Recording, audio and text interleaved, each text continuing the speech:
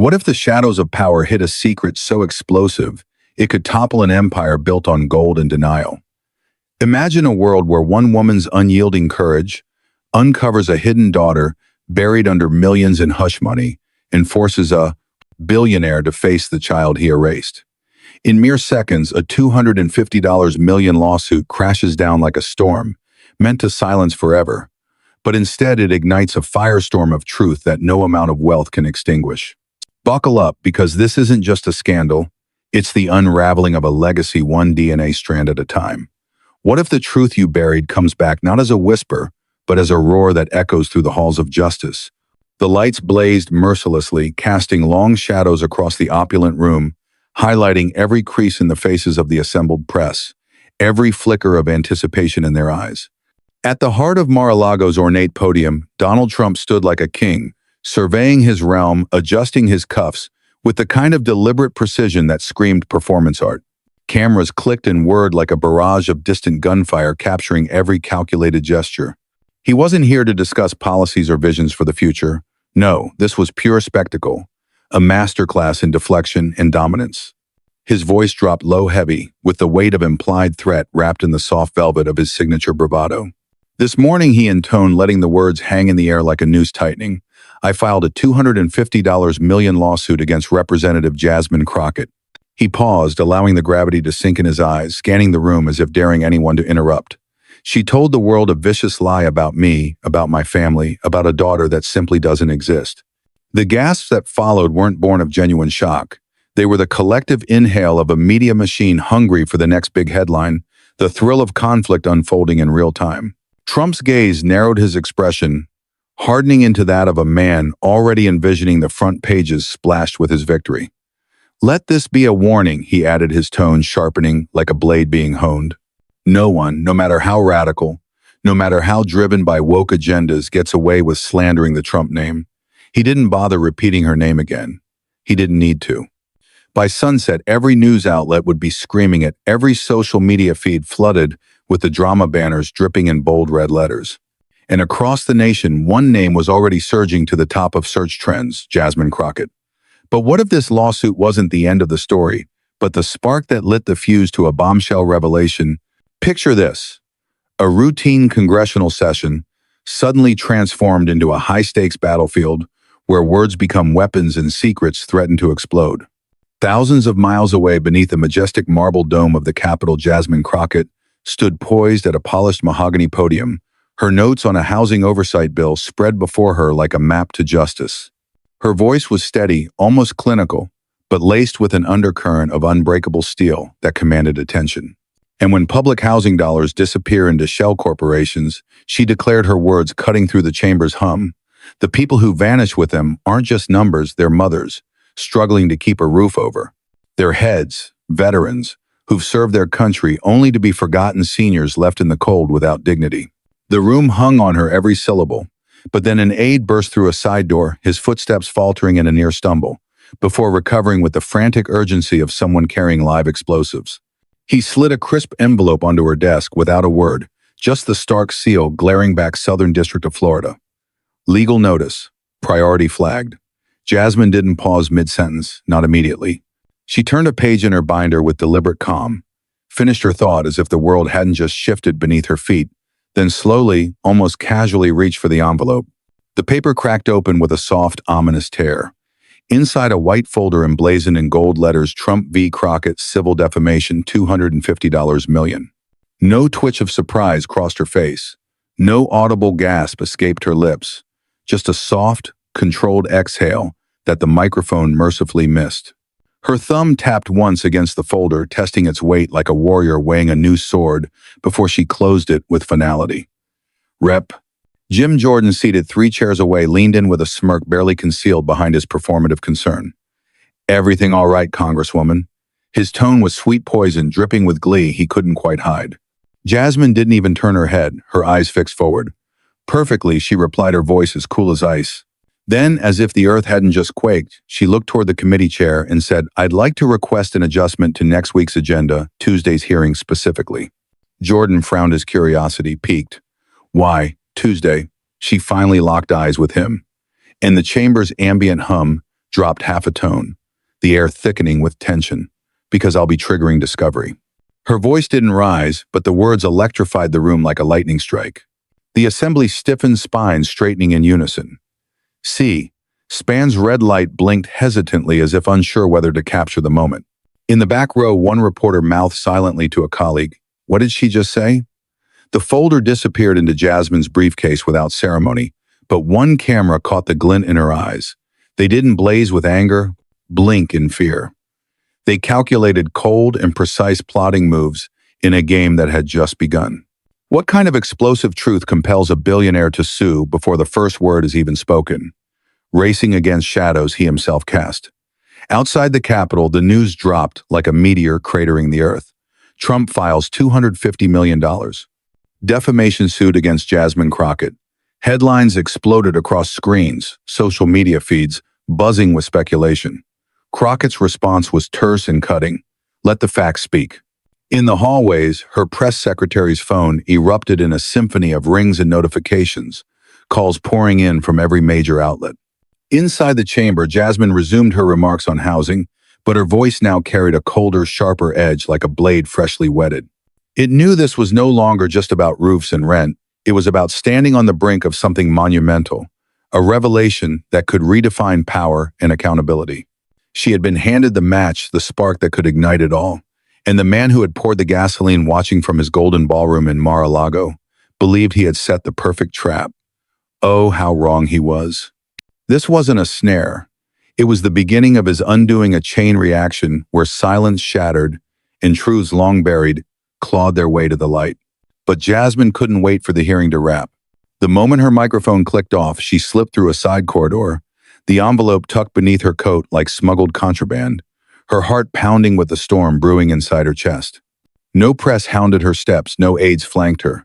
This was a solitary countdown, a silence that felt like the calm before annihilation.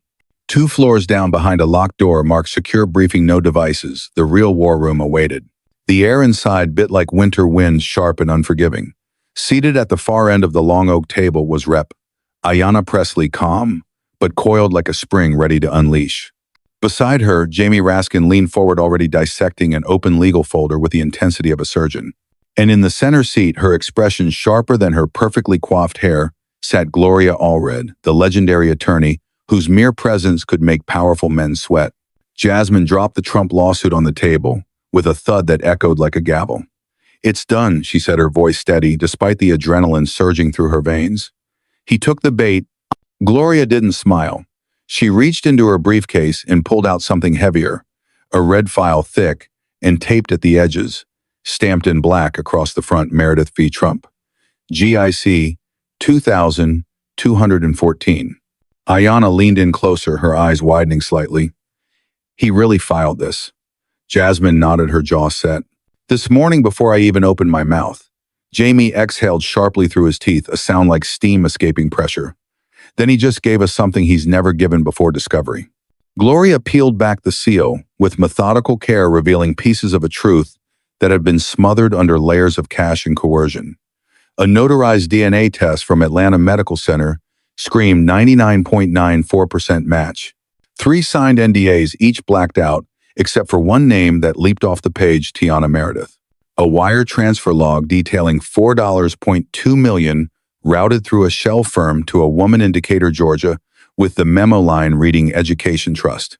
No legal filing, no custody dispute, just enforced silence, contractual disappearance. Ayanna whispered, her voice barely audible over the file's weighty rustle. He bought her disappearance. Jasmine's fingers brushed the corner of the DNA test, hovering but not lifting, as if touching it might burn. Instead, she pulled a worn envelope from her purse, postmarked February 2022, no return address, just shaky black pen scrawling, to Congresswoman Crockett, private. She slid it open, reading it again, like a ritual she'd performed 100 times. I know you don't know me, but I know him. I've known him all my life, even if he never said my name. I'm his daughter, but I was never born legally. Gloria tapped the payment log with a manicured nail. This is enough to open the case. Once he sued you, that gag order broke under the public interest exception. The court can't protect both sides anymore. Jasmine stared at the photo clipped to the back of the DNA report, A young woman with hazel eyes, dark curls, and the same jawline as Trump at 30. Tiana Meredith, 25. The girl who sent the letter, the girl they tried to erase. Jamie murmured, his voice low and thoughtful. Does she want to go public? Jasmine's response was quiet but hard as diamond. She doesn't want revenge. She wants her name back. Ayana looked across the table, her eyes fierce. Then the real hearing doesn't start next week. It starts now. The red file closed with a snap that resonated like a gunshot in the confined space. Jasmine stood, her posture radiating determination. He sued the wrong woman. If the truth was buried with money, can justice still bring it back to life? But as the door clicked shut behind them, the question lingered. How deep would they have to dig, and what other skeletons might tumble out? Can you feel the tension building like a storm on the horizon, where one revelation could change everything? The sun hadn't yet risen, but the streets outside Rayburn were already alive with vibration, a low hum of unrest that pulsed through the early morning fog. Floodlights cut through the darkness, like interrogation beams, illuminating faces twisted in passion. Protesters lined both sidewalks, some in red caps, fists raised in defiant solidarity, chanting slogans that echoed off the buildings. Others holding cardboard signs with Tiana's name scrawled in thick black marker, their messages a mix of hope and outrage. Jasmine is America's daughter, read one bold and unyielding. Another screamed, "Stop the smear," the letters jagged as if written in anger. Somewhere in the chaos, a portable speaker blasted a remix of Trump's voice on loop. "I don't know her," repeated over and over, distorted into a haunting mantra. Inside the building, Jasmine Crockett stood in front of the mirror in her office, not fixing her makeup or checking for flaws, but simply still, her reflection staring back with the calm of someone who had stared down worse storms. Her fingers traced the folded edge of a document she'd read a dozen times, maybe more, the final paragraph of the lawsuit glaring back at her, every word dipped in arrogance. Respondent has fabricated a fictitious narrative that constitutes irreparable harm to the Trump legacy. She read it aloud, once flat and cold, her voice echoing slightly in the empty room, then folded it back into the folder with a crisp motion. Her reflection didn't blink. Her mouth curled into something between a smile and a warning, a subtle shift that spoke volumes. Then let's see how real fiction feels. The words hung in the air, a private vow. What if one look, one moment of eye contact could spark a chain reaction that brings down the mighty? Behind her, the door clicked open softly. Ayanna Presley stepped in, her eyes quickly scanning the prep board, covered in photos, timelines, and press clippings, a visual map of the battle ahead. 10 minutes, she said, her voice, a blend of urgency and solidarity. The cameras are already in place. Jasmine nodded, grabbing her briefcase with a fluid motion, taking one last look at the headline taped dead center on the board. The forgotten daughter whistleblower claims DNA linked to Trump. The hallway outside her office was a pressure tunnel, every footstep echoing too loudly against the marble floors, amplifying the tension. Aides kept pace beside her, whispering schedule, updates, media briefings, emergency exits in hushed tones that blended into white noise. None of it mattered. Jasmine kept walking, her mind a laser, focused on the confrontation to come.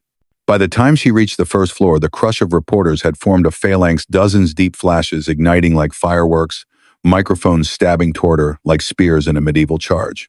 A reporter from Newsmax shouted over the din, "Are you ready to ruin your career for a girl no one's heard of?" Another barked, "Congresswoman, are you exploiting a fake daughter for political gain?" Jasmine didn't answer, didn't even break stride. She walked through the noise like someone who had already done the math, calculated the risks, and decided the fallout was worth the inferno it would unleash. Upstairs, the oversight chamber waited, polished and gleaming like a stage set for drama chairs, arranged in neat rows, folders stacked precisely, and at the center a single chair reserved for her, the nameplate crisp and unmoving rep. Jasmine Crockett. She sat down without hesitation, pulled out the red file, Tiana's file, and laid it in front of her like a shield forged in fire. A whisper cut across the bench as one aide leaned into another. "She's really doing it. She's bringing the daughter in." The other didn't respond. He just looked toward the door and swallowed hard, the gulp audible in the sudden quiet. Outside, the chants grew louder, a cacophony of voices, calling her a liar, a savior, a disruptor. Jasmine heard none of it, her hand resting on the sealed envelope with the DNA test inside. She didn't need to prove anything to them, not yet, but she would. She stared straight ahead at the empty witness chair, the seat she knew would break the room open wide. Then she whispered not to herself but to the girl who had waited 25 years for someone to speak her name, "I've got you." What would you risk to speak for someone who's been silenced for 25 years? The question wasn't abstract. It was the fuel driving her forward into the eye of the storm. How does a small windowless room become the epicenter of a lifetime's unspoken agony, where every word feels like a detonation? The room was small, windowless, soundproof by design, but to Tiana Meredith it felt louder than the streets. Outside, the hum of silence, buzzing in her ears like a swarm of angry bees, louder than the protests, louder than the threats, louder than 25 years of being erased from existence. She sat across from Jasmine Crockett, her fingers clutched around a folded piece of notebook paper, so tightly her knuckles had turned white, the paper crinkling under the pressure. She'd written the letter 3 years ago, never sent it, never even said it out loud. The words too raw, too dangerous to release into the world. But Jasmine had asked her to read it, to speak it finally in her own voice, to claim the narrative that had been stolen from her.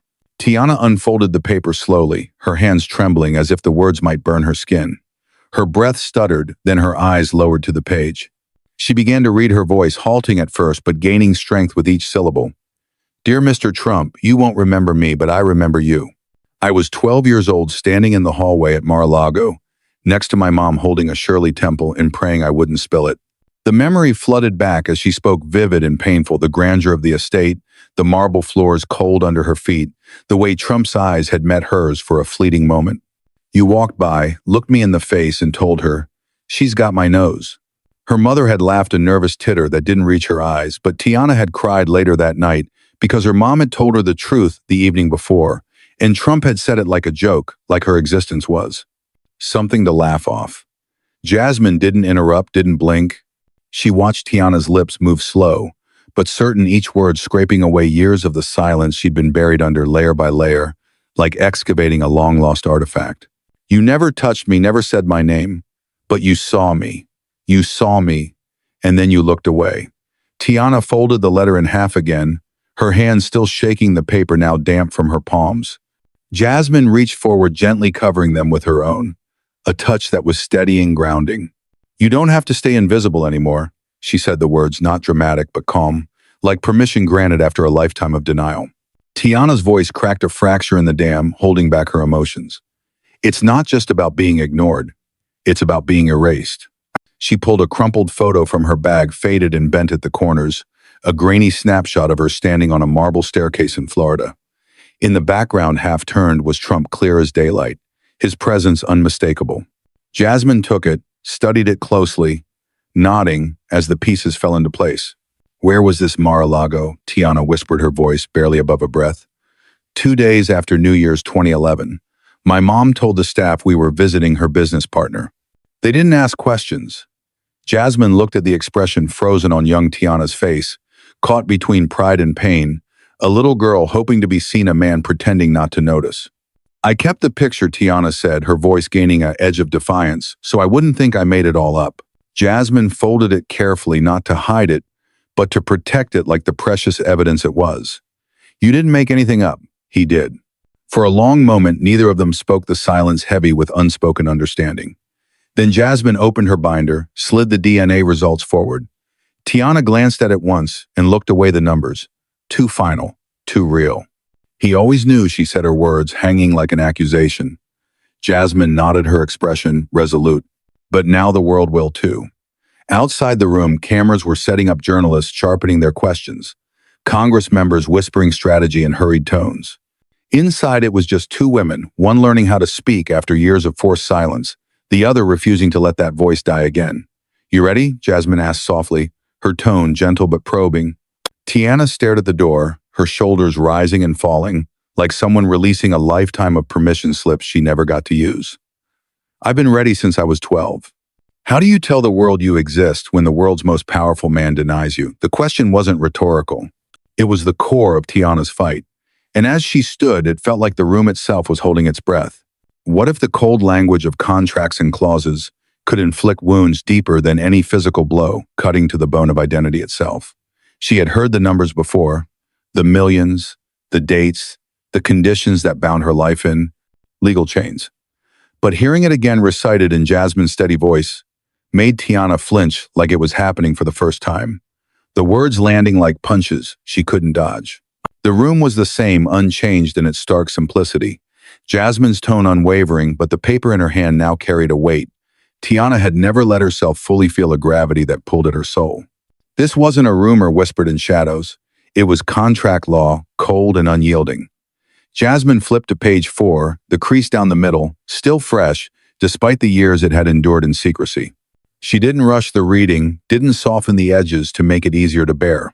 She read the words exactly as they were written, word for word, letting each one hang in the air like a judgment. Clause 6.2.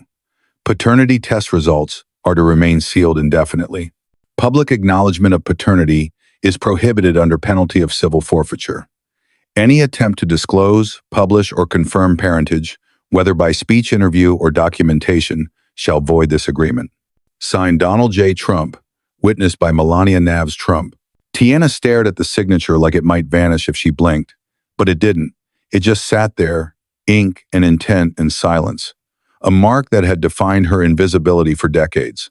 My mother told me it was for my future, she said quietly, her voice shaking with the memory of that day, the way her mom had explained it with tears in her eyes. That if we signed, I'd never have to worry about college, medical bills, anything. The words caught in her throat, the irony bitter. But what kind of future do you build when your name is the one thing you're not allowed to say? Jasmine closed the folder gently, as if it might cut someone if left open too abruptly, her movements careful and deliberate. She signed under pressure, under fear. That doesn't make it truth, it makes it a transaction. Tiana's hands clenched in her lap, nails digging into palms as the anger bubbled up. He paid to erase me. She wasn't whispering anymore. The words came out fierce, unfiltered. He paid to erase his own child. The air in the room thin, charged with the electricity of revelation. Jasmine didn't respond right away. She just let it sit, because sometimes silence said more than sympathy ever could, allowing the pain to breathe, to exist without interruption. He saw my face, Tiana said, her eyes glassy with unshed tears, the memory replaying like a loop. He saw it and still signed that paper. Jasmine stood, walked to the far cabinet with purposeful steps, and pulled out the original envelope, postmarked 2018, bearing the Trump Organization's legal return address, a gold embossed seal, and the words confidential in block. Letters that screamed warning. She placed it on the table next to the folder, the two documents side by side like exhibits in a trial. This is the copy your mother kept, she said, her voice firm.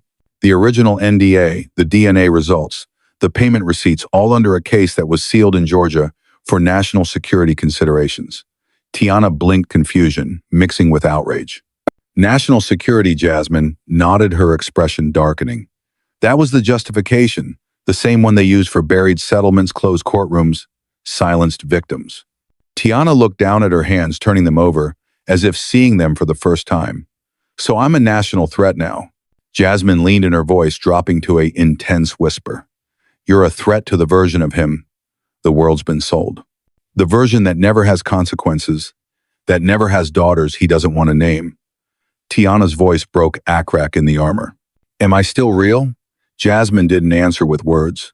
She placed the signed NDA beside the DNA test, then slid both toward Tiana like evidence in a trial where the verdict was already written. You were always real. They just hoped no one brave enough would say it into a microphone. Outside, the noise of reporters and protesters blurred into one indistinct roar, a backdrop of chaos. But inside, only one truth remained visible now, undeniably documented, no longer a secret but a weapon. What does justice look like when your very existence was bought and buried, and how do you reclaim it from the grave? How much pain can one person hold before it demands release, transforming suffering into a force that reshapes the world?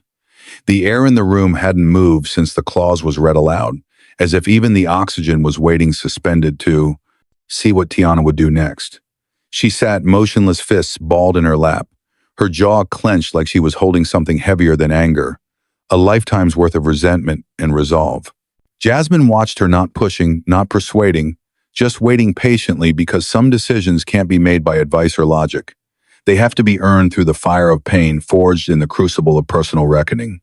Tiana finally looked up, her eyes sharp and burning with a new fire. Now I want to speak, she said, her voice firm, despite the tremor beneath it, the words coming out like a declaration of war. Not just for me, for the other girls who'll never get to the ones who signed papers they couldn't read, or had no lawyers, or thought silence was survival. Jasmine's expression tightened not from hesitation, but from the wisdom of experience knowing the cost. You know what the media is going to do, she said, her tone, a warning wrapped in empathy. They'll dig into sob catching in her throat. Am I still real? Jasmine didn't answer with words. She placed the signed NDA beside the DNA test, then slid both toward Tiana like evidence in a trial that was finally being heard. You were always real. They just hoped no one brave enough would say it into a microphone. Outside, the noise of reporters and protesters blurred into one indistinct roar, a backdrop to the drama unfolding. But inside, only one truth remained visible, now undeniably documented, a beacon in the darkness. What does justice look like when your very existence was bought and buried? As Tiana traced the signature with her finger, the question wasn't just philosophical, it was her life, and the answer was about to change everything. What if the pain you've carried for years demands not just acknowledgement, but action that could shatter everything? The air in the room hadn't moved since the clause was read aloud, as if even oxygen was waiting to see what Tiana would do next, the tension thick enough to choke on. She sat motionless, fists balled in her lap, her jaw clenched like she was holding something heavier than anger, a lifetime of resentment of being nothing. Jasmine watched her, not pushing, not persuading, just waiting, because some decisions can't be made by advice. They have to be earned through the fire of pain. Tiana finally looked up, her eyes sharp as shards of glass. Now I want to speak, she said, her voice firm. Despite the tremor beneath it, a resolve forged in the heat of the moment. Not just for me, for the other girls who'll never get to the ones who signed papers they couldn't read, or had no lawyers, or thought silence was survival.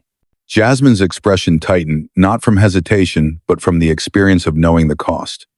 You know what the media is going to do, she said, her tone a warning born of battles fought. They'll dig into your life, twist your words, post your photos everywhere, turn your story into clickbait and your pain into a spectacle for ratings.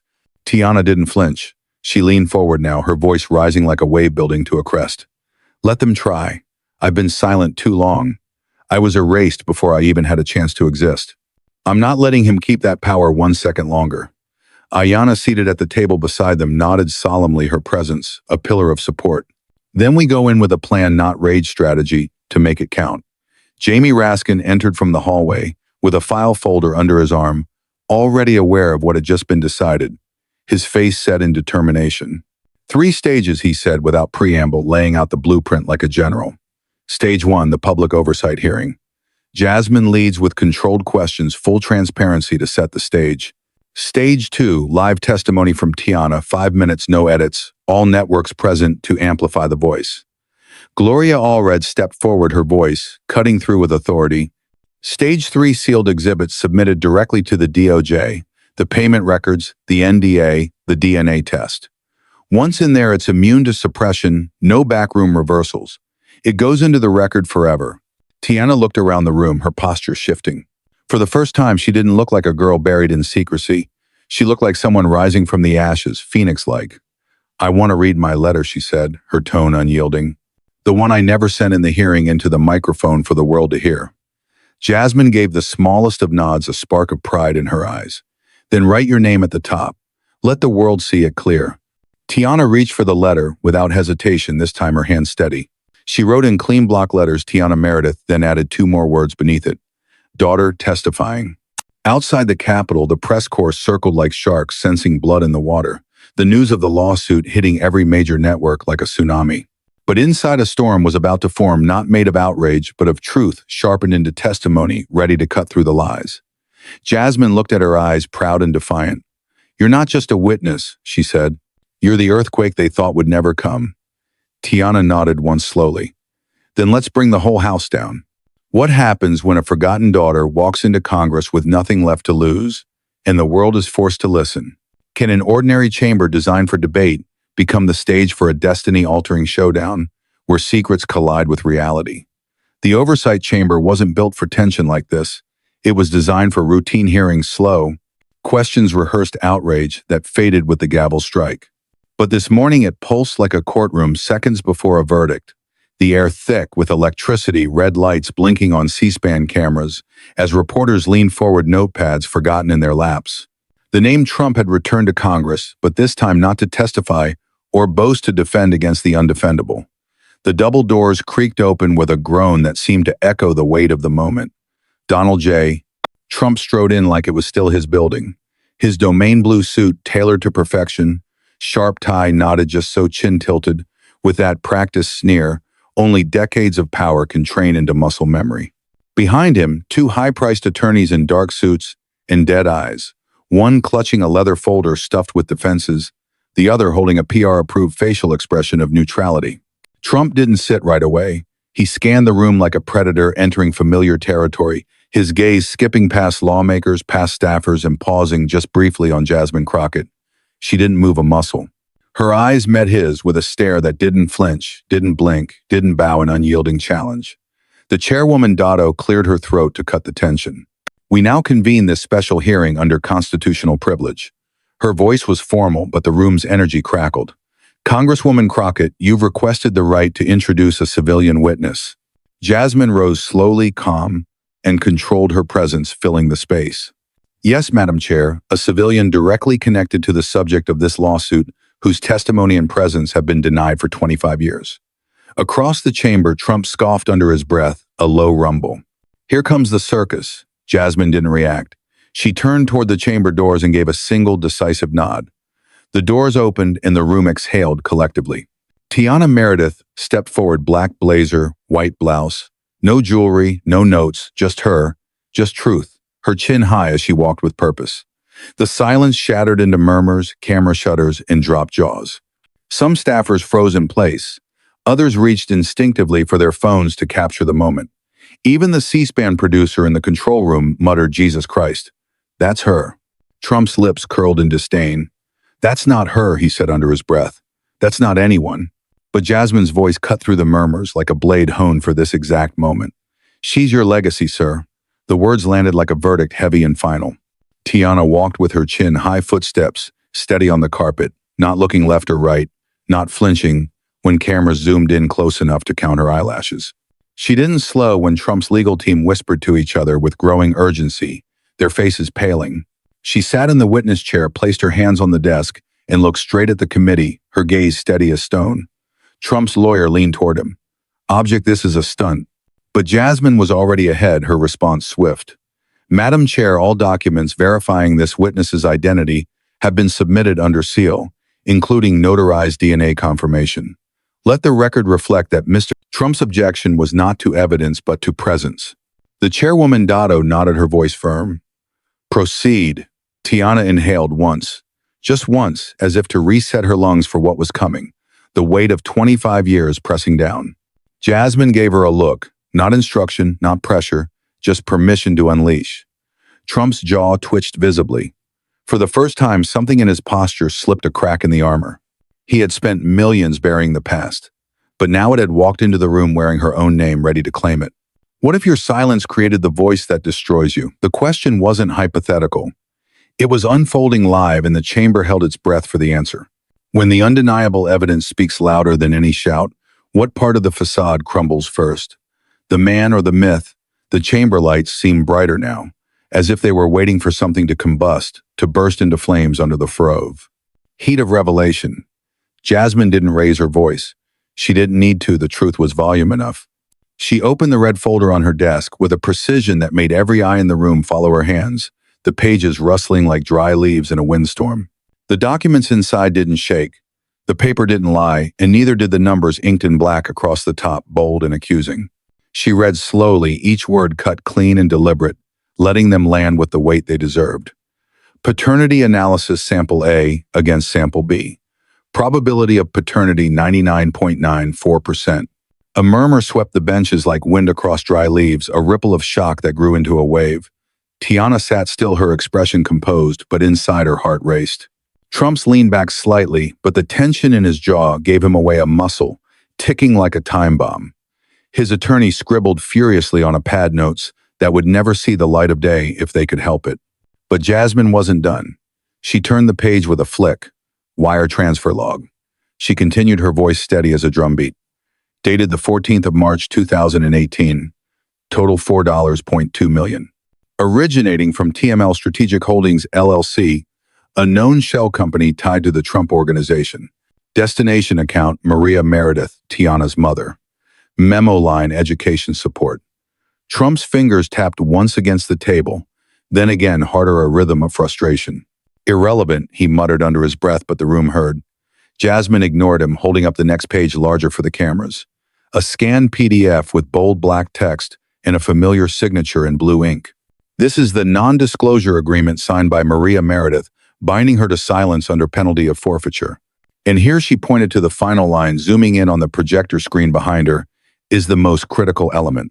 There it was, two short, precise letters scrolled next to the signature line marked witnessed and acknowledged. MT Melania Trump. The room froze, time itself seeming to halt. Even the cameras paused, their operators too stunned to adjust focus. You could hear the buzz from an overworked mic filter the static of shock. Somewhere in the back, a reporter muttered, "No way." Trump slammed his palm against the table, the sound cracking through the silence like a gunshot that made hearts skip. "I don't know that woman," he barked, his voice rising in pitch. The chairwoman Dotto looked up sharply. "Mr. Trump, you are not recognized." "I don't know her," he shouted again, pointing toward Tiana with a trembling hand, his face flushing red. "This is a setup. This is deep state bull." Jasmine didn't flinch. She held the folder up with both hands, her voice low, steady, lethal as a poison dart.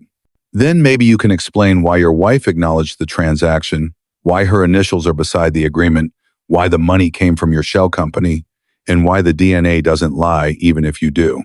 Trump's mouth opened, but nothing came out, just a void where defense should be. Tiana didn't speak. She didn't have to. Her presence was louder than his denial, a living rebuttal. The room shifted, not physically but morally, the air heavier with the realization that something ancient was breaking. Even lawmakers who had come in to defend Trump suddenly looked tired, quiet, their loyalty cracking under the weight. Jasmine lowered the folder and closed it with one sharp click of the clasp, the sound reverberating. "Let the record show that every word, every dollar, and every drop of blood in this folder points to one undeniable truth." Trump stared at her, furious, cornered, sweating beneath the lights as the cameras captured every beat. When power panics, what truths start to scream? The question echoed unspoken, but the answer was clear, all of them. In the aftermath of truth's brutal landing, does denial ever truly recover, or does it simply fracture further? The silence after Jasmine closed the folder wasn't relief. It was rupture, a break in the dam. Something had snapped, not in sound, but in certainty, the illusion of invincibility crumbling. A few Republican members stood without a word and walked out their shoes, clicking across the marble like retreating verdicts, their faces pale with the realization. Others huddled in corners, whispering fast in low hands, covering their mouths, as if denial could still be weaponized if whispered hard enough to make it true. Jamie Raskin leaned forward, his eyes narrowed, tones sharper than procedure, a loud cutting through the murmurs. "Madam Chair, in light of the presented evidence, including sealed financial documents and confirmation of paternity, this committee must formally request presence from the Department of Justice immediately." No one interrupted him. They didn't dare. Because every second the DOJ stayed absent, the stench of complicity grew thicker, clinging to the room like smoke. Katie Porter had already moved into action, pulling a legal pad from her bag and beginning to map out a timeline with colored markers, red for wire transfers, blue for court filings, black for Melania's signature. When she circled the date matching the hush payment and the First Lady's flight log to Palm Beach, she muttered under her breath, "He used the federal plane the day after the deal closed." No one laughed, not even the press, because it didn't feel like scandal anymore. It felt like history folding in on itself, a reckoning long overdue. Through it all, Tiana didn't move, sitting in the witness chair like it had always belonged to her. Shoulders, straight palms, flat breath, even and controlled. She didn't cry or plead. She just waited until the room finally looked at her like she was real, not a ghost. When the chairwoman gave her the floor, she spoke without notes, her voice steady, quiet, but impossible to ignore. "I'm not here for revenge," Tiana said, her words drawing every eye, every ear. "I'm here because I've had to listen to this man lie about who he is, while I couldn't even say my own name in public." She looked at Trump, not with rage or fear, but with something far more dangerous, clarity, pure and unfiltered. "He didn't just abandon me. He sued the only woman who stood up for me." Her voice cracked on the last word, not with hesitation, but with truth too raw to contain smoothly.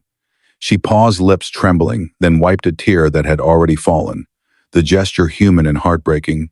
The chamber froze that line, sharp, exposed, vulnerable, hanging in the air like a sentence already carved into stone.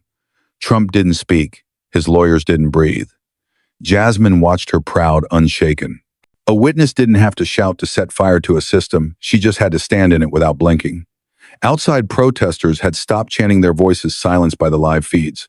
Phones buzzed with one quote echoed in real time across headlines, feeds, and live streams. "He sued the only woman who stood up for me." There was no rebuttal, no spin that could touch it, just the sound of truth hitting marble floors and echoing louder than power ever could. How do you argue against someone whose only weapon is the truth? The question wasn't for the room, it was for the nation watching, and the answer was simple. You can't. When one secret surfaces, who dares summon the next, risking the flood that could drown them all? The room hadn't recovered, not from Tiana's voice, not from the silence it left behind, a void filled with unspoken accusations. And just when the chamber thought it had heard the sharpest edge, Jasmine stood and spoke again, not louder, but firmer, her words, a hammer. "Madam Chair," she said, her tone like a blade being drawn, "I request permission to call a second civilian witness, a former employee of the office of the First Lady." The words alone rippled like heat down the chamber's spine, a wave of shock that made backs straighten. Trump sat up straighter, his attorney whispering something fast and panicked into his ear. Jasmine turned toward the gallery doors and gave a single nod, decisive as a judge's gavel. And through the threshold walked a woman in black, tall and poised, already known to Washington's inner circles. Marta Raldi, the stylist who had dressed first ladies for state dinners, NATO receptions, and post-scandal covers. But this was different. This was not fashion. This was confession, raw and unvarnished. Marta took the oath without ceremony, no trembling hands, just quiet, controlled breath that belied the storm inside. Jasmine handed her a photo, one that wasn't for the camera's private intimate. Marta looked down, nodded once, and placed it gently on the table, her fingers lingering for a moment. "I was with the First Lady," she began, her voice crisp, like someone trained to never say too much but now saying exactly enough. "In May of 2020, we were reviewing accessories for an event she never ended up attending. The details came out measured. She was distracted, kept staring at a jewelry box, wouldn't speak, wouldn't sit still." Jasmine prompted gently, her voice a guide. "What was inside the box?" Marta blinked, once her composure cracking just a fraction. "A child's bracelet, gold, tiny, custom engraved." "And what did the engraving say?" Marta's voice softened, the words dropping like stones into still water. "For the girl you'll never know. Forgive us." Gasps spread like a slow-motion explosion, a chain reaction of shock. Trump's face drained of color, his eyes darting for an exit that wasn't there. Jasmine pressed forward, relentless. "Did the First Lady explain the message?" "She didn't have to," Marta said, her tone heavy. "She just held it and cried, no makeup, no mirrors, just tears." She whispered, "It's done." "I didn't ask what, but I knew." Jasmine walked to the projector, pulled up the scanned image of the NDA, highlighted the witness initials, MT. These were hers. Marta nodded, her voice steady. Melania signed quietly, deliberately, no hesitation. But she was crying when she did it. That bracelet was her apology, she knew the whole time. Trump lunged forward, nearly out of his seat, his voice booming. "Lies, that's fiction." Marta didn't even flinch, her gaze level. "Then why do I still have the box?" The room spiraled into whispers, but Jasmine stayed still, eyes locked on the truth unraveling piece by piece, not with rage, but with the cold weight of memory. Marta pulled a small velvet pouch from her purse and set it beside the mic. Inside the bracelet gleamed a name etched in gold, Tiana, and below it a second word, no Trump ever dared speak in public, daughter. If she signed the papers as silence, is that the same as permission? The question hung unanswered, but the implication was clear. Complicity has a price, and it was coming due. What if a single frozen image, long hidden, could shatter an empire's foundation in an instant? The bracelet gleamed under the lights, a symbol of regret, but Jasmine didn't pause for breath. She opened a folder marked Exhibit D and pulled out a glossy photo, pristine but heavy with buried time, the kind of evidence that could rewrite history. She walked it to the projector, like unveiling an artifact from a lost civilization, the image lighting up the wall. The room shifted, gasps, rippling as eyes locked on. There he was, Donald J. Trump, frozen in a moment he never thought would surface, leaning against the polished marble bar inside Mar-a-Lago Thai, loosened a drink in one hand, relaxed in his domain. And beside him, a girl of 10 curly hair, framing a face with wide eyes, her shoulders squared like she was trying to grow up too fast to be noticed. His arm rested on her backlight, but unmistakable, a touch that spoke volumes. She looked half proud, half lost in the snapshot. He looked like he'd already forgotten the moment before it ended. Whispers exploded across the room, a cascade of shock. One of the younger aides dropped his pen with a clatter. Chairwoman Dotto adjusted her glasses twice, as if seeing it clearer might make it go away, but it didn't. Trump jolted in his seat, his face twisting. "That's fake," he snapped, his voice higher than usual. "That was someone else. That's Photoshop, trickery." Jasmine didn't look at him. She just turned the photo over in her hand, reading the handwritten note scrolled across the back letters, stiff slanted, all too familiar. "To my friend's daughter, stay strong. DJT." The silence became a verdict, heavy and final. Jasmine raised her voice only enough to be heard over the cracking facade of power. This photo was taken on the 3rd of January, 2011, confirmed by resort guest logs. Confirmed by internal timestamp metadata embedded in the original file. It was printed from the Mar-a-Lago security archive submitted by a former staff member under federal whistleblower protections. Trump stood abruptly, palms flat against the table, his voice booming. "I've taken thousands of pictures with people that could be anyone." But his attorney didn't rise with him because they both knew the truth wasn't just in the picture. It was in the paper trail, the logbook that listed Maria Meredith under guest check-ins, the catering invoice with 2 child meals, the staff memo reading Mr. Trump's private table. No interruptions. Tiana didn't speak. She didn't have to. Her presence was the loudest statement. Jasmine continued, unwavering, her voice a steady force. "The man who claims he didn't know this child autographed her photo and called her the daughter of a friend he never named." A slow breath moved through the crowd, a collective exhale. Katie Porter lifted her pen again, circled a new entry on the timeline with red ink. Ayanna folded her arms, her expression one of quiet triumph. Jamie Raskin tapped twice on the DOJ request, as if daring it not to arrive fast enough. Trump sat back down, but not in control. In recoil, his face a mask of defeat. The projector screen still glowed with the image, the man who forgot and the girl who never could. When even the walls, remember how long can lies stand before they crumble into dust? In the wake of relentless revelations, does power reclaim its throne, or does it bow to the inevitable? The chamber hadn't moved in minutes. The photo still lingering on the screen like a wound. No one knew how to clean or close. Trump sat silent, slouched deeper than anyone had ever seen him on record, his usual bluster replaced with a defeated slump. Tiana hadn't blinked. Her silence was no longer fear. It was the echo of something finally said, a declaration etched in the air. And then Jasmine stood, her presence commanding the room. She didn't hold any paper, didn't need a script. Her words came from a place deeper than notes. Her voice didn't rise. It dropped slower, colder, like steel being unsheathed in a cathedral, reverent yet deadly. This hearing was never just about a child. She began, her eyes sweeping the room, locking on each face, lawmakers, staff cameras, the nation beyond. It was about power. About the kind of power that rewrites history in gold ink and seals truth behind marble gates. About the men who build kingdoms not to lead, but to erase anyone who threatens the illusion of control. Her words struck without needing volume. They landed like a gavel, decisive and final. "They called this defamation," she continued, her gaze, turning to Trump, unflinching. "Because I refused to stay quiet, because I believed one girl's name mattered more than one man's legacy. Because I had the audacity to say, you don't get to sue away someone's existence." Trump's lawyer shifted in his seat, but didn't speak. No one did. No one could, the air too thick with the weight of her words. Jasmine paced forward, stopping just short of the witness table, her gaze meeting Trump's not with rage, but with the quiet force of someone who had carried a burden for too long and was finally putting it down. "You paid to make her disappear.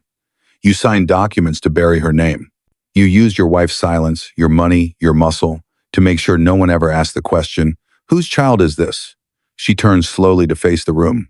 Lawmakers, staff, cameras, the entire country watching from living rooms and laptops. Breath held. "Well," I asked.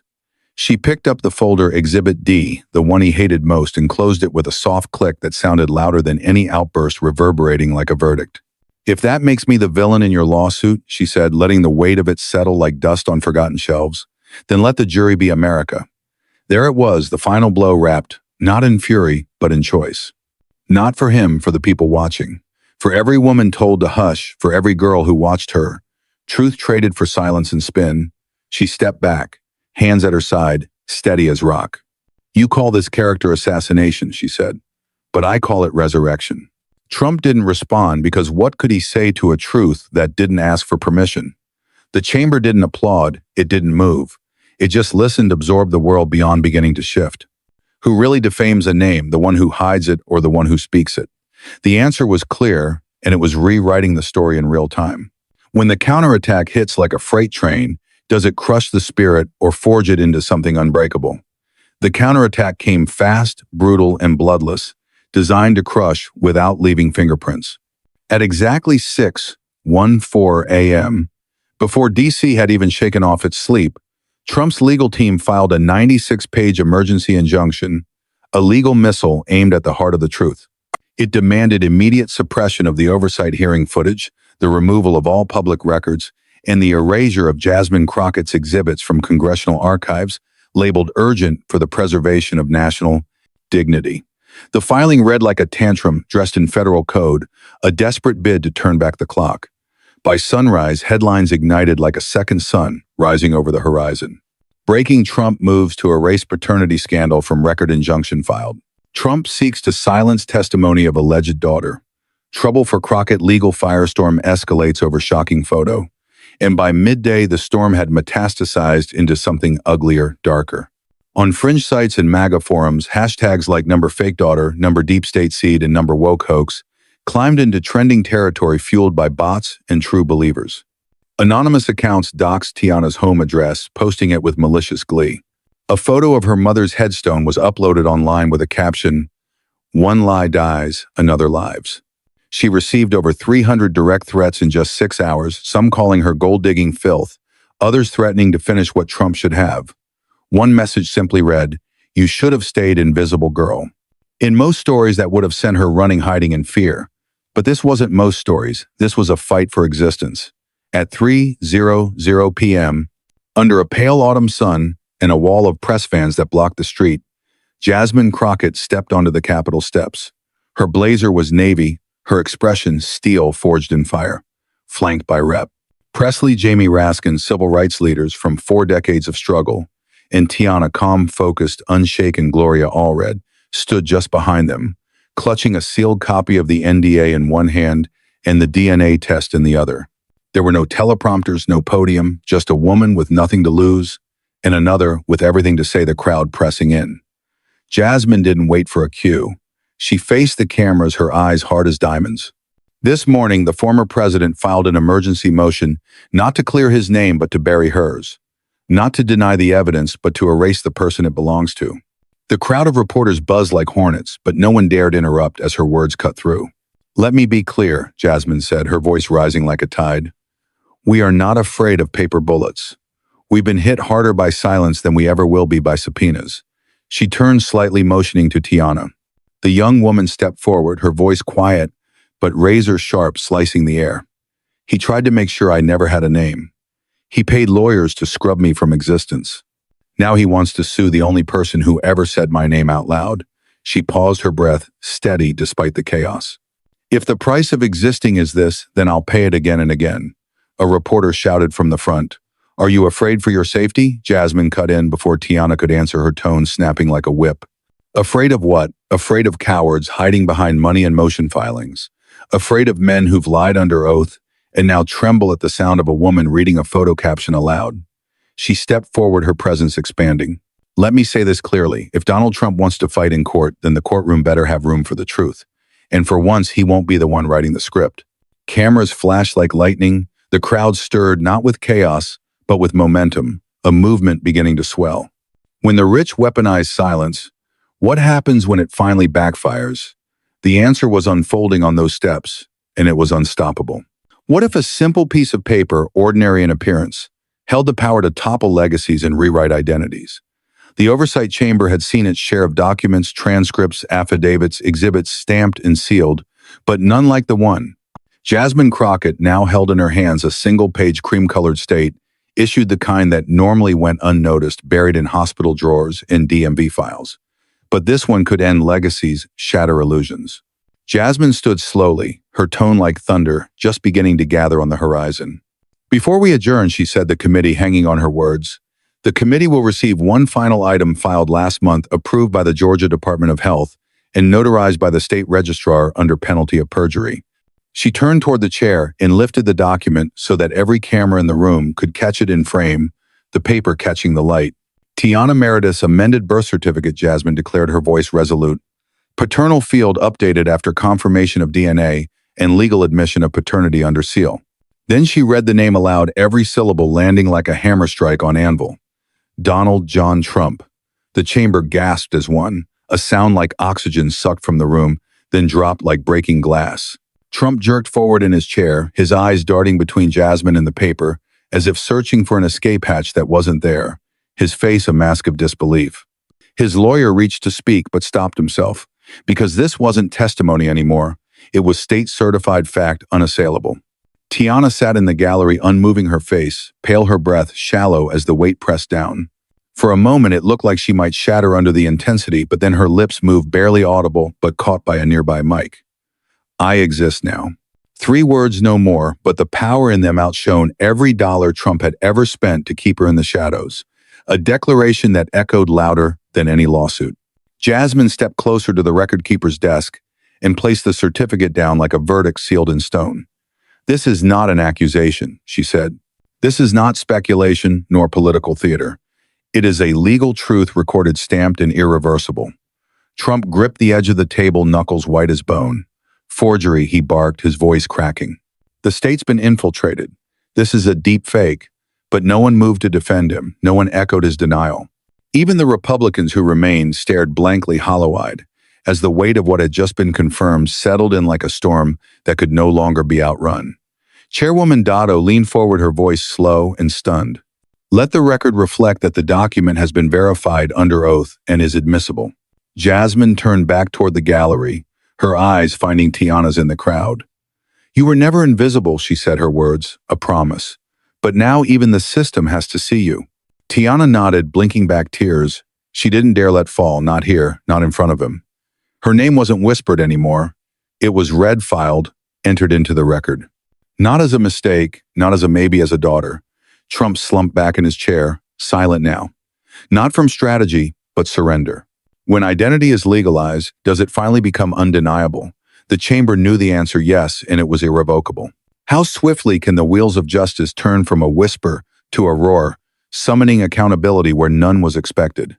The chamber hadn't even emptied when the Department of Justice issued its official notice. Not speculation, not leaks, but a formal communication delivered by hand to the Oversight Committee, stamped in blue and bound in legal weight. Preliminary investigation opened into potential perjury and campaign finance violations involving Donald J. Trump. The oxygen in the room shifted again, a collective intake, as reporters swarmed the hallway like bees around blood. Cameras rolled non-stop as the DOJ press secretary confirmed it on live feed. We are reviewing sworn statements and sealed financial records presented during the hearing. If charges are warranted, we will act. No spin, no delay, just action swift and sure. The man who once bragged about dodging indictments like raindrops was now under federal scrutiny again, but this time for the crime of erasing a child and paying to keep it silent, a violation that cut to the core of ethics and law. Gloria Allred emerged from the chamber first, her face unreadable as she faced the mic wall. He didn't just deny paternity, she said, her voice cutting. He used campaign funds to do it. That's not just immoral, it's illegal. Jasmine followed moments later. No entourage, no notes, just her, the moment, and a nation that had been holding its breath for days. He didn't sue me because I lied, she said, her voice steady and sharpened by exhaustion, each word a dagger. He sued me because I told a truth too powerful to control, a truth that didn't need approval or permission or a press release. Behind her, Tiana stood in silence, but not in shadows anymore, her presence a statement.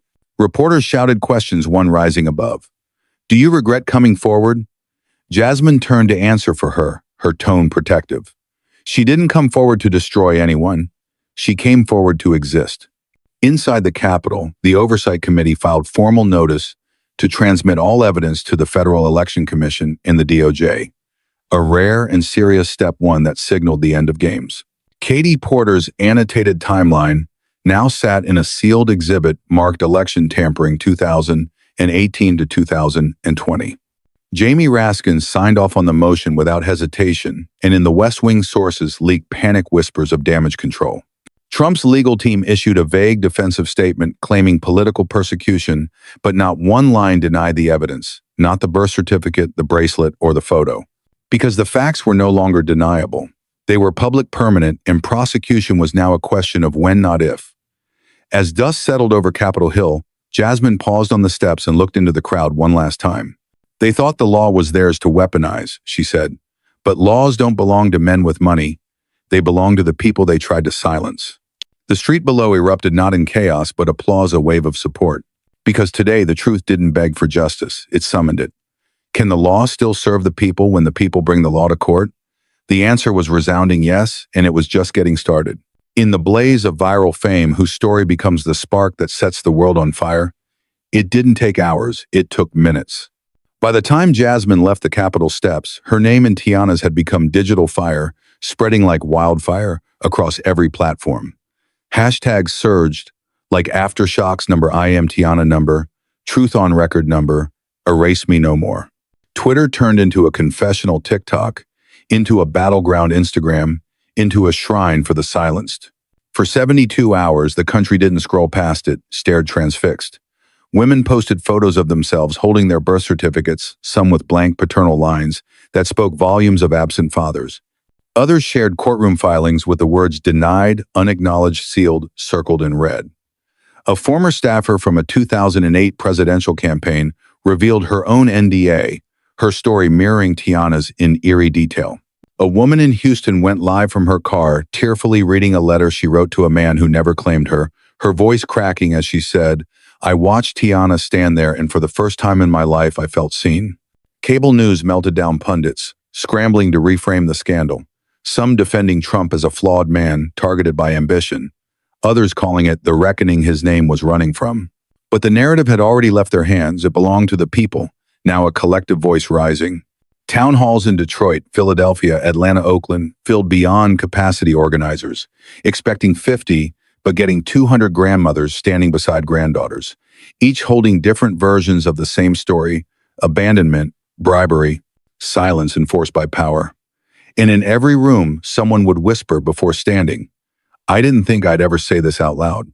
Tiana's name echoed through them all, a symbol of resilience. In a small church in Montgomery, a woman read aloud the words etched on Melania's bracelet, forgive us. The congregation fell silent, then erupted into applause that shook the pews. In a high school auditorium in Arizona, a civics teacher paused her lesson and said, this is history not because of a scandal, but because someone refused to disappear. And still the hashtag lived on. Number I am Tiana wasn't about blood anymore. It was about visibility, about truth, about what happens when silence is no longer safe and the lies are too loud to ignore.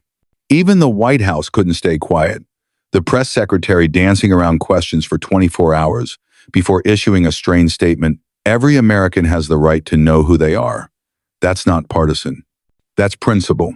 Trump's team, meanwhile, went dark. No tweets, no outbursts on Truth Social, no press conferences, just silence. And for a man who built a brand on volume, that silence screamed louder than words. But the loudest voice still belonged to the woman who had never been meant to speak. Tiana Meredith's official website crashed twice from traffic. Surges her GoFundMe, meant only to cover legal fees surpassing $2 million in 2 days. Not out of pity, but out of purpose. Donations pouring in with messages of solidarity. She didn't just represent a forgotten daughter. She became a mirror, and the country was finally brave enough to look to see the reflections of their own hidden pains. What happens when a nation's secrets finally become dinner table truths? The conversation was just beginning, and it was spreading unstoppable. What if denial's last desperate stand reveals the deepest crack in the armor, exposing the vulnerability beneath the bluster? He waited 4 days long enough to measure public outrage, to let lawyers rewrite denial into strategy to gauge if the tide could be turned. Then at exactly 8:00 p.m., Donald J. Trump appeared on screen in a pre-recorded video. No live risks, No unscripted slips. No press, no questions. Just a silk flag behind him, a solemn tone dialed one notch below rage, and the same smirk hidden behind rehearsed sincerity. This is all politically motivated, he began pausing. Like a man doing the country a favor by even addressing the scandal his words measured. Fabricated by Democrats, weaponized by radicals. My real children stand by me. They always have. The clip was 37 seconds long, but the final sentence hit like a slap across the face. My real children? He didn't say Tiana's name, not once, not even to deny it, as if uttering it would make her real. By morning, the video had been viewed 19 million times, MAGA outlets hailing it as a return to focus, a masterstroke. The rest of the country saw something else, a man using DNA not to claim blood, but to build a wall around his legacy. A final line drawn, not in truth, but in ego. Tiana watched it from her phone alone in a safe house. No flinch, no tears, just stillness, as the words washed over her. Then she stood her resolve, hardening. Hours later, as the press swarmed the Capitol again, Tiana Meredith stepped back in front of the cameras. No podium, no notes, no legal team flanking her shoulders, just her alone, but stronger than the storm behind her. She stood on the same steps where her existence had once been denied, her name buried beneath hush money and redacted contracts. But now she wasn't speaking for herself. She was speaking for everyone who never got the chance, the forgotten ones. I saw the video, she said calmly, her voice amplified not by microphones but by meaning carrying to the crowd. And that's okay. I'm not asking to stand behind him. I'm standing for the people in front of him. The sentence cut clean through the air, broadcast live to millions, a clarion call. For the daughters who were never named. For the sons told to shut up. For the women who signed papers and gave up pieces of their lives in exchange for silence. I'm not here to be claimed, she continued. I'm here to be counted. Behind her, Jasmine watched with arms folded, not as a politician, but as a witness to something bigger than law, bigger than politics. Tiana's tone didn't tremble, not once. I don't need him to say my name, she said, her eyes locked on the lens piercing through screens, because the world already has. She stepped back, said nothing more, and let the truth hang in the air like a flag too heavy for lies to carry anymore. The clip went viral within minutes, but it wasn't politics now, it was personal, and the country felt it in their bones. Is the name you're born into stronger than the truth you fight for? For Tiana, the answer was no, and her words were proving it. After the storm of scandal, where does true change take root, in halls of power or in the hearts of the people? It had been 9 days since the hearing ended, and yet the ground still felt like it was shifting, not in Congress or courtrooms, but in gymnasiums, barbershops, living rooms, and schoolyards, where the story had stopped being a scandal and started becoming something else, something alive, something personal that touched everyday lives. Jasmine Crockett didn't return to Washington that day. She went to Detroit, slipping away from the spotlight. No cameras followed her into the school. No podiums or microphones, just linoleum floors worn from years of footsteps, fluorescent lights buzzing overhead in hallways, lined with handmade posters that read, "You matter. Speak up," and "I am Tiana" in colorful marker. The principal walked beside her, explaining how the civics curriculum had been rewritten just that week, not because of a mandate from above, but because the students demanded it, inspired by the hearing they'd watched on their phones. When Jasmine entered the auditorium, the room hushed like church. Over 200 students sitting in folding chairs, notebooks in their laps, questions written in ballpoint pen, and a quiet defiance in their eyes. She didn't speak right away. She didn't have to. They already knew what she'd done, the stand she'd taken. And then from the front row, a girl no older than 11 walked up fast, too fast for her teacher to stop her, and threw her arms around Jasmine's waist. Her voice was small but fierce, trembling with emotion. "Thank you for fighting for the girl he didn't want." Jasmine froze just for a heartbeat, the embrace catching her off guard. Then she knelt down, not slowly, not dramatically, just low enough to look the girl in the eyes face to face. "I wasn't fighting for her," she said softly, her voice warm. "I was fighting with her." The girl nodded once, her eyes wide, then slipped back to her seat, the moment lingering. Jasmine stood again, but something had shifted in her stance. It wasn't just strength now. It was weight, the burden of knowing how many lives hung on her actions. After the assembly, students lined up not for autographs, but for handshakes, for seconds of eye contact that meant everything. One boy whispered, "My dad left when I was 2. Another just said, "My mom cried when you spoke." Jasmine didn't give them speeches. She gave them silent space, a listening ear, a look that said, "I see you," without words. In a corner of the hallway, a bulletin board had been filled with printed screenshots of the trial, Tiana's face, the photo, the bracelet. Beside it, a handwritten note, "Truth doesn't need permission." Just beneath that, someone had tacked up a second note, the handwriting shaky slanted, written in blue ink on lined paper. "I voted for him twice, but she's telling the truth and that matters more." Walter D. Vietnam, vet, 78 Ohio. As Jasmine left the building, she paused for a second in front of that note, her eyes not softening, but holding something quieter, something like hope in the midst of chaos. A local news crew caught her on the sidewalk. "What now, Congresswoman?" the reporter asked. Mike thrust forward. Jasmine didn't stop walking, but she answered over her shoulder. "Now we make sure the next girl never has to fight alone." And with that, she disappeared into the crowd, not as a headline or a politician, but as a woman who had chosen over and over to remember those the system forgot. If the system won't protect the forgotten, who will step forward and remember? The answer was in that school and those students, and it was spreading.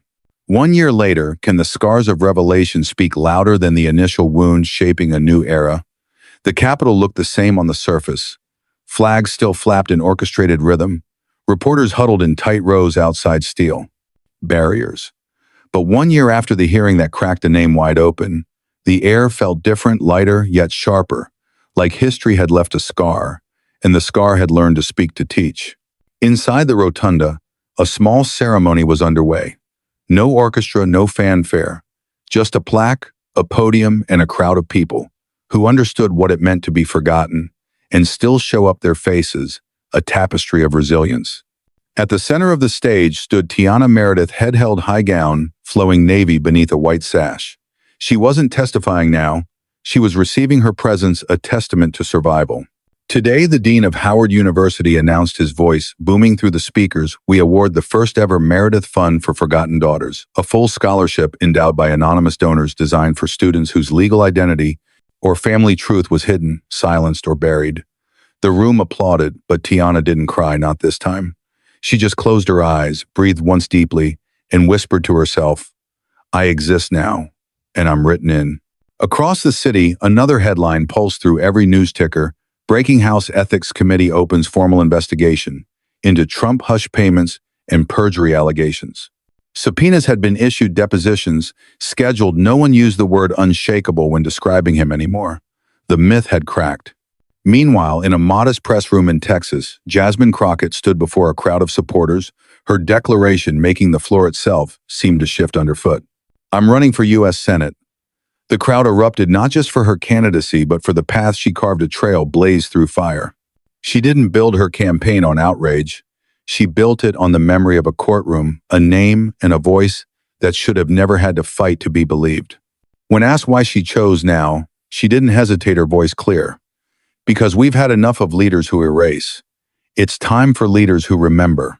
In interviews, donors called her the spine Congress never expected. Voters called her the voice they'd been waiting for. But Jasmine didn't flinch beneath the praise. She knew what it cost, knew whose silence had built the platform beneath her feet. That same week, a new bill passed in committee, the Federal Acknowledgement Protection Act, nicknamed Tiana's Law. It would make non-disclosure agreements unenforceable in paternity cases involving public officials. Sealed silence for the first time would be punishable, not protected. When Tiana heard the news, she only said one thing, her voice steady: "They can't pretend anymore." She visited her mother's grave the following Sunday, left a single rose and the scholarship letter on the headstone, then whispered, "They know now, and they can't unknow me." The name once erased was now printed in marble, filed in legislation, etched into memory. What happens when a voice once erased becomes a name written into law? The answer was in that grave, in that plaque, and it was eternal. In the quiet depths of archives, do truths ever truly rest, or do they wait to be rediscovered? The courthouse was quiet, not abandoned, just still, like a room that remembered too much and spoke too little. Walls, holding secrets of cases, long, closed. The old Federal Archive sat 2 floors below street level, behind a thick iron door that rarely opened for cameras or curious eyes. It was where things went to be buried under labels like closed and settled, where silence was boxed, numbered, and forgotten amid dust and shadows. Jasmine Crockett stood alone at the end of the row. No aides, no press, just her in the dim light, facing a narrow drawer stamped Meredith v. Trump, GIC 2214 sealed file.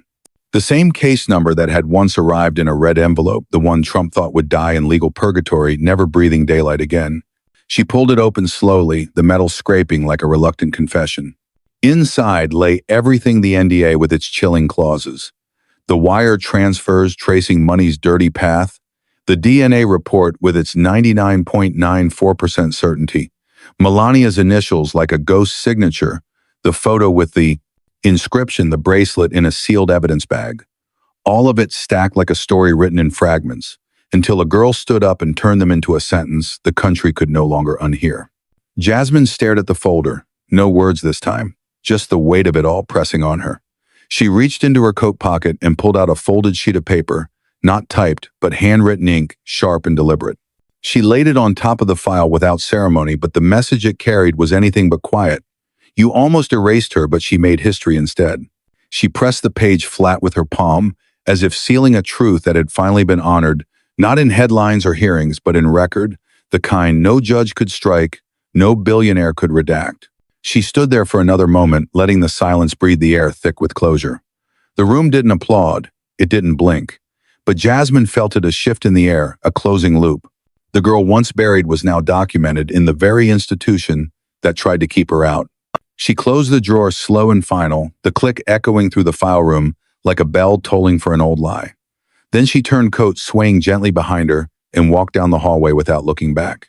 Tiana's name was no longer a secret. Now it was a file, a law, a precedent, and most of all a reminder. Some truths can't be sealed. Some names refuse to stay silent. Some stories don't explode, they haunt. They live in sealed courtrooms, in the quiet pauses of press conferences, in the faces of daughters erased from footnotes.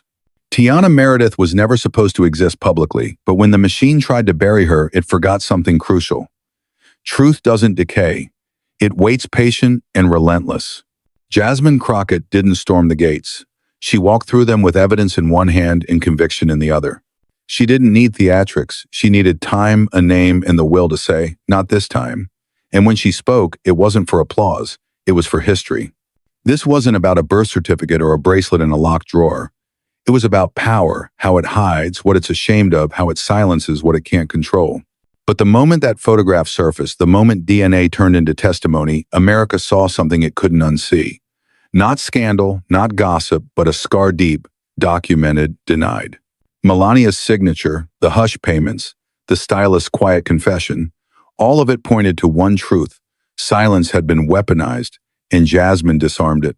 Not with rage, but with patience, precision, and a refusal to walk away when the cameras did. She didn't destroy a man.